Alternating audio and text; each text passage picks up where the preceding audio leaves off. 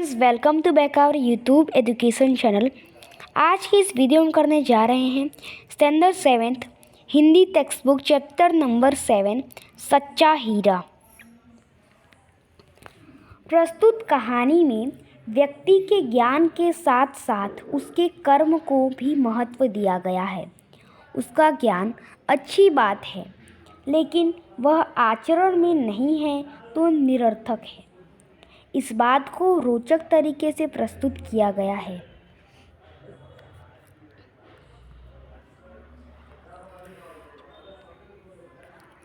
सूर्य अस्त हो रहा था। पक्षी चहचहाने हुए अपने अपने नींद की ओर जा रहे थे। सूर्यास्त मतलब कि सूर्य डूब रहा था, है ना। सूर्योदय को हम कहते हैं जब सूर्य निकलते हैं तो उन्हें हम कहते हैं सूर्य उदय। सूर्यास्त मतलब कि सूर्य डूबता है तो उसे हम कहते हैं सूर्यास्त। अब इसमें नींद मतलब होता है कि पक्षियों का घोंसला, ठीक है। तो अब स्टार्ट करते हैं। सूर्यास्त हो रहा था। पक्षी चहचहाते हुए अपने अपने नींद यानी कि अपने घर या घोंसले की ओर जा रहे थे। गांव की कुछ स्त्रियां पानी लेने के लिए घड़े लेकर कुएं की ओर चल रही पड़ी। अब यहाँ पे गांव की कुछ स्त्री जो हैं वो पानी लेने के लिए कुएं की ओर जा रही थी। पानी भरकर कुछ स्त्रियां तो अपने घर को लौट गई, परंतु उनमें से 4 अब पानी लेकर कुछ स्त्रियां जो थी वो अपने घर चली गई, लेकिन उनमें से जो 4 थी वो कुएं की पक्की जगह पर बैठ गई, ठीक है। अब पहली बात तो जगत क्या होता है, जैसे कि यहाँ पे आप इस पिक्चर में देख सकते हैं। यहाँ पे ये जो आपको कुएं के आसपास जो दिख रहा है सर्कल शेप में, उसे हम कहते हैं जगत। तो यहाँ पे कुछ स्त्रियाँ जो जगत के ऊपर बैठी है, जिसके ऊपर बैठी है उसको हम कहते हैं जगत।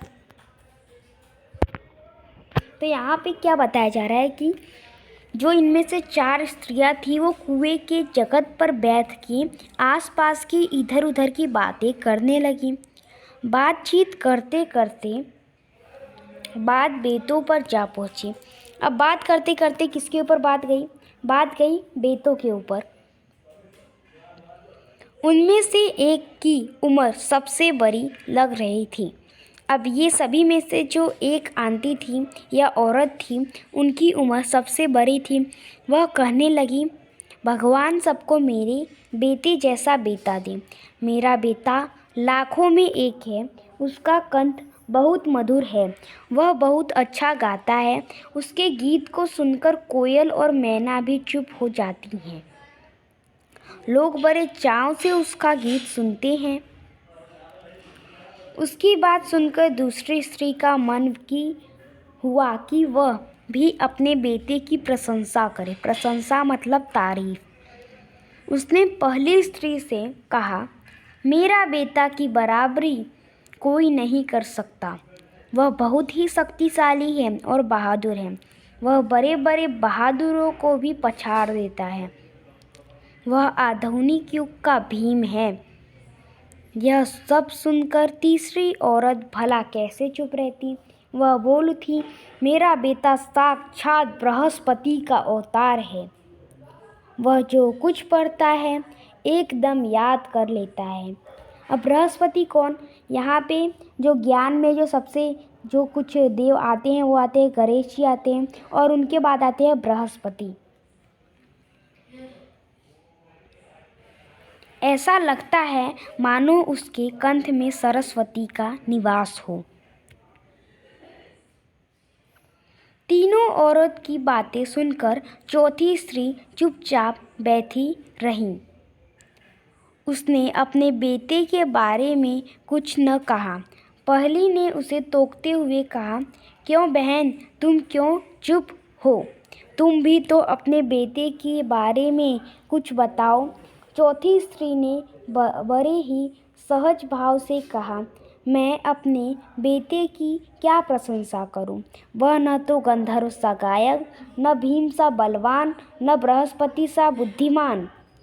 कुछ समय बाद जब वे सब घड़े सिर पर रखकर लौटने लगी, तभी किसी गीत का मधुर स्वर सुनाई पड़ा।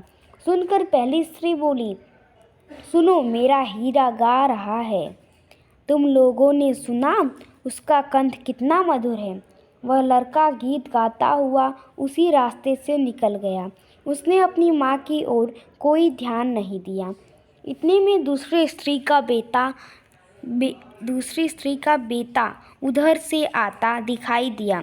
दूसरी स्त्री उसे देखकर गर्व से बोली, देखो, वह मेरा लाडला बेटा है। शक्ति और सामर्थ्य में उसकी बराबरी कौन कर सकता है? वह यह कह ही रही थी कि उसका बेटा भी उसकी ओर ध्यान दिए बिना ही निकल गया। वे कुछ आगे बढ़ी तो एकाएक तीसरी स्त्री का बेटा उधर से संस्कृत के श्लोकों का पाठ करता हुआ निकला। उसके उच्चारण से ऐसा लग रहा था मानो उसके कंठ में साक्षात सरस्वती विराजमान हो। तीसरी स्त्री ने गदगद स्वर में कहा, देखो, यही है मेरी गोद का हीरा।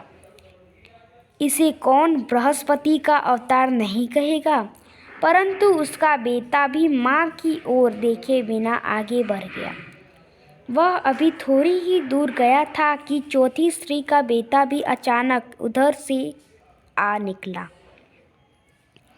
वह देखने में बहुत ही सीधा साधा और सरल प्रकृति का लग रहा था। उस देखकर चौथी स्त्री ने कहा, बहन, यही मेरा लाल है।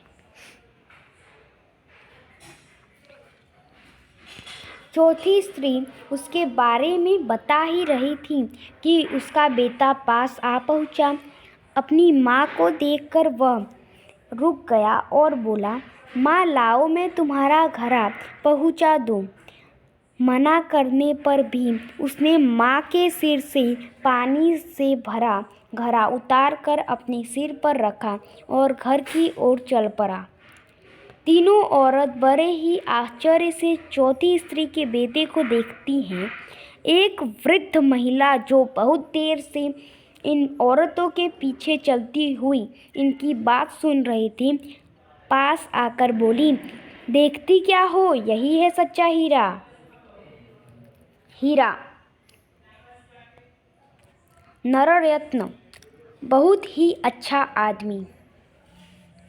चहचहाना, चहकना, चहकारना, नींद, घोंसला, कंठ, गला, आवाज, स्वर, शब्द, चाव, प्रबल इच्छा, लगन, प्रशंसा, तारीफ, गुण, बराबरी, तुलना, समता, समानता, सामर्थ्य, बल, योग्यता, पछाड़ना, हराना, पटकना या गिराना, आधुनिक, अर्वाचीन, नवीन, बृहस्पति, देवों के गुरु, साक्षात, सामने, सम्मुख, प्रत्यक्ष, मूर्तिमान, निवास, घर, रहने का स्थान, टोकना, रोकना या पूछताछ करना, मधुर, मीठा, गर्व, अभिमान, प्रकृति, स्वभाव, मुहावरे,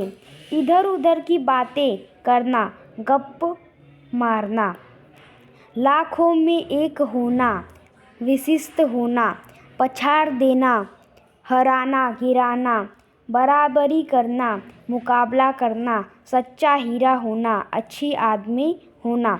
इसी के साथ आपका चैप्टर नंबर 3 सच्चा हीरा फिनिश होता है।